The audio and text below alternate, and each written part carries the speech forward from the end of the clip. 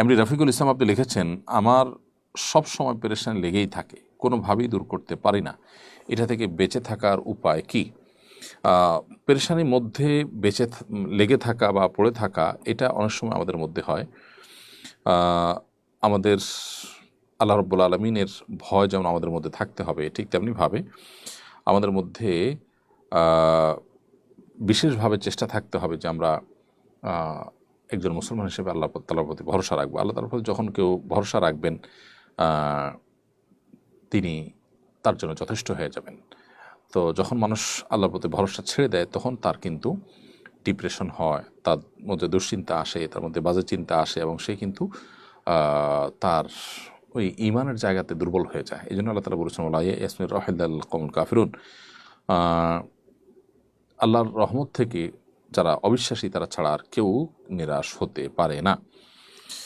এই জন্য একজন ঈমানদার তিনি যতটা আল্লাহর প্রতি ঈমান আনবেন, যতটা বিশ্বাস রাখবেন, যত বেশি তাওয়াক্কুল এবং ভরসা থাকবে, তত বেশি তিনি পেরেশানি এবং অতিরিক্ত দুশ্চিন্তা থেকে বেরিয়ে আসবেন। এর বাইরে দুশ্চিন্তা এবং পেরেশানি থেকে বাঁচার জন্য আল্লাহ সুবহানাহু ওয়া তাআলার কাছে দোয়া করা যেতে পারে। নবী সাল্লাল্লাহু আলাইহি ওয়াসাল্লাম যেভাবে দোয়া করেছেন, আল্লাহুম্মা ইন্নী আউযু বিকা মিনাল হাম্মি ওয়াল হাযান, আল্লাহ আপনার কাছে আমি টেনশন এবং পেরেশানি থেকে পানাহ চাই, এই দোয়াটা বেশি করে পাঠ করতে পারেন।